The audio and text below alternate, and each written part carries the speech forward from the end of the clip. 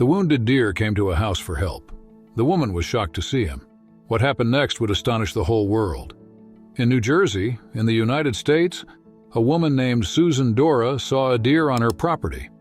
Animals often came to her house to feed on the pear trees in her garden. But this time there was something strange. When the woman approached the deer for a closer look, she saw a shocking sight.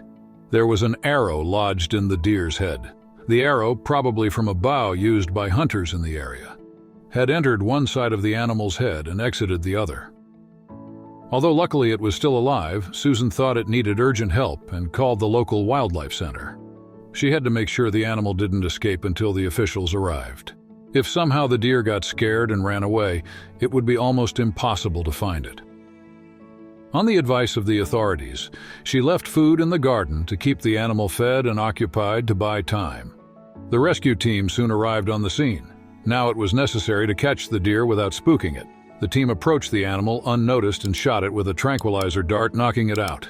After breaking off one side of the arrow and carefully removing it, they cleaned the wound and waited for the deer to wake up.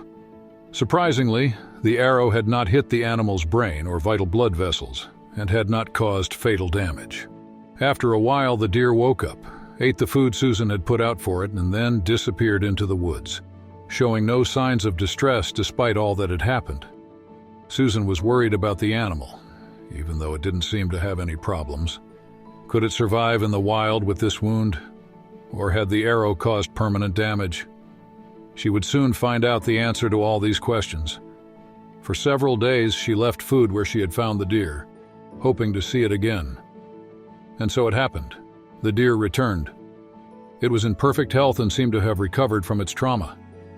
Susan was very happy to see that the animal, which she saw from time to time over the following weeks, was able to continue its life without any problems. Thanks to her sensitivity, she had saved a life by doing something that was not difficult for her.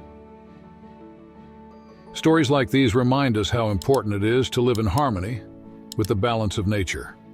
Every single being is interconnected and interacting.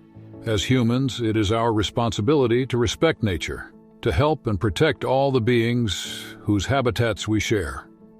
This story also reminds us that each of us, as part of the natural world, has a responsibility and sensitivity towards the creatures around us.